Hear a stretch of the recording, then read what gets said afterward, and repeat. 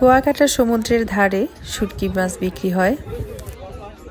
এখানে সব শুটকি মাছ বিক্রি হয়, শামুকের জিনিস বিক্রি হয়।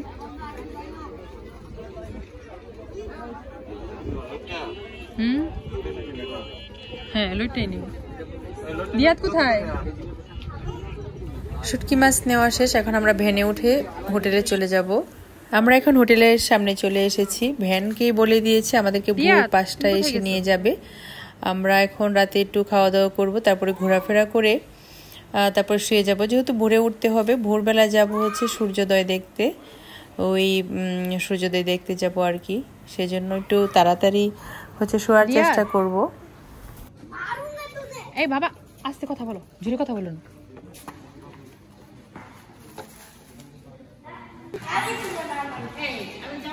এখন কেমন লুকাইছো তুমি?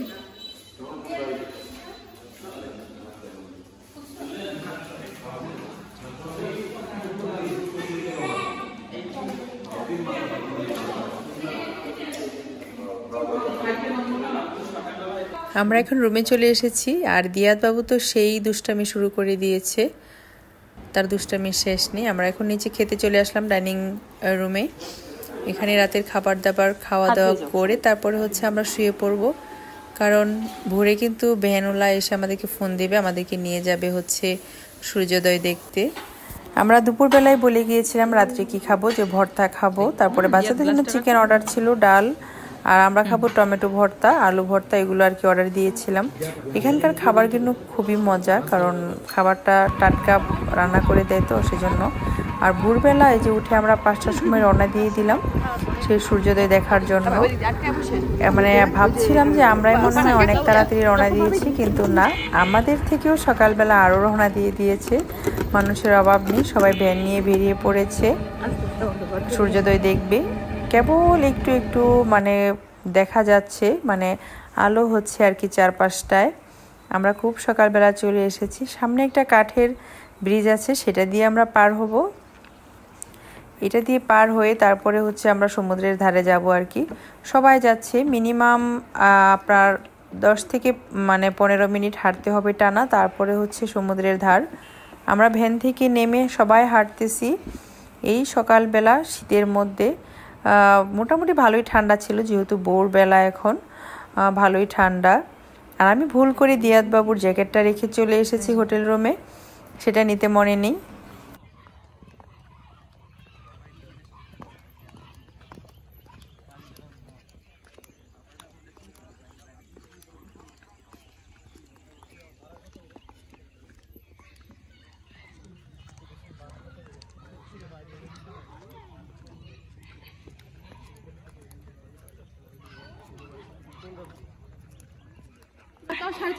হ্যাঁ, এখানে দেখি সব রান্না বাড়া।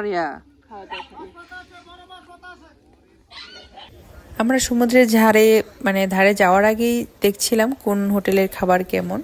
যেহেতু আমরা একটু পরে এসে এখানে নাস্তা করব, সেজন্য একটু চয়েস করে যাচ্ছিলাম আর কি। যাই হোক, আগে সূর্যোদয় দেখে নিই, তারপরে হচ্ছে আমরা এখানে নাস্তা করব। কি কি খাবার পাওয়া যায় সব দেখবো তারপরে। বিচের পাড়ে একদম সবাই সমুদ্রের ধারে যাওয়ার জন্য, এই যে দেখেন খালি পায়ে বালুর জন্য হাঁটতে পারতেছে না। আর দিয়াত বাবু তো জুতা খুলতেছে না, বলছিলাম যে তাকে জুতা খুলে আমার হাতে দেওয়ার জন্য, কিন্তু সে দিবে না। আর কান্না করতেছিল, রাগ করতেছিল তার জুতাতে কেন বালু লাগতেছে। যাই হোক, এখানে সবাই এভাবেই যাচ্ছে, গিয়ে দেখি সূর্য কি দেখা যায় কিনা। পোলাপান এখন আলসামি আছে। কই যাইতেছি আমরা? সব মানুষ যাইতেছে হয়েছে।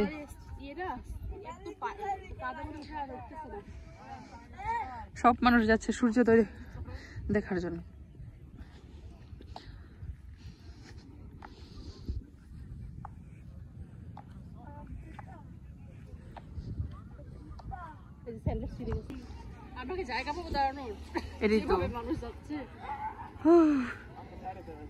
কালকে যেখানে গেছিলাম ওইখানে গেলে কিন্তু দেখা যেত, ঠিক না?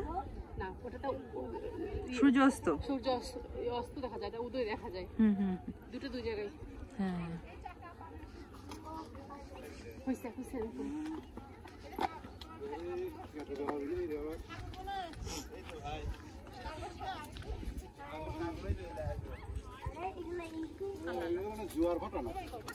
আল্লাহ, এখানে তো নরম নরম কাদা।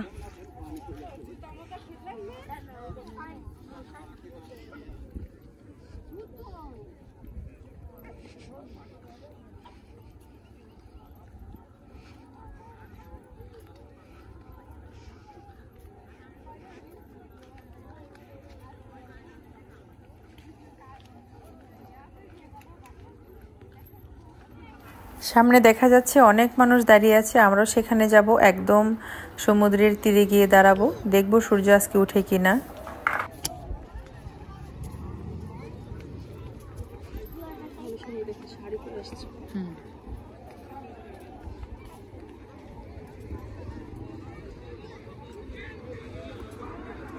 দিয়াত কিনারে যাও না?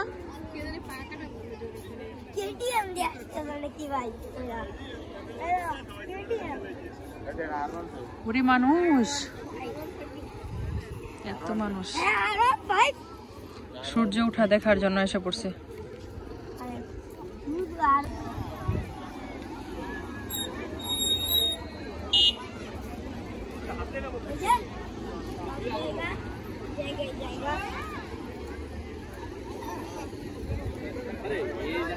পানিতে নাম্বার আছে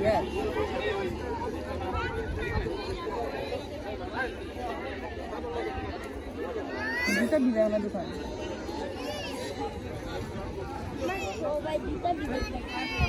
না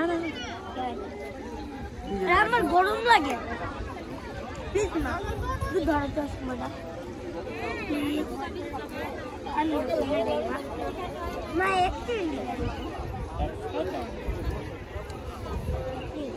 প্যান ভিজবে।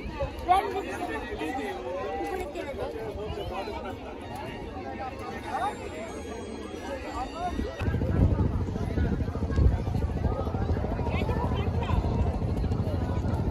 আমরা এখানে 1.5 ঘন্টার মতো অপেক্ষা করলাম। এখন 7টার উপরে বেজে গিয়েছে, তাও সূর্য ওঠেনি। সূর্য আজকে উঠবে না, কারণ কুয়াশার জন্য সূর্য বোঝা যাচ্ছে না, কারণ এত কুয়াশা ছিল। আমরা অনেকক্ষণ দাঁড়িয়েছিলাম আর ঠান্ডা বাতাস। তারপরে আমরা সমুদ্রের তীর থেকে চলে এসেছি একটু সামনের দিকে, ওই হোটেলগুলোর এখানে খাওয়া দাওয়া করব, এখন নাস্তা করব। সূর্য আজকে উঠবে না, এখন কুয়াশা আরো বেড়ে গিয়েছে। আমরা এখানে খাওয়া দাওয়া করব, তারপরে হচ্ছে অন্য একটা জায়গায় চলে যাব। যেহেতু আমাদের ভ্যান ভাড়া করা সারাদিনের জন্য, আমাদেরকে আরো অনেক জায়গায় ঘোরাবে, সেজন্য আমরা এখানে খাওয়া দাওয়া করব, নাস্তা।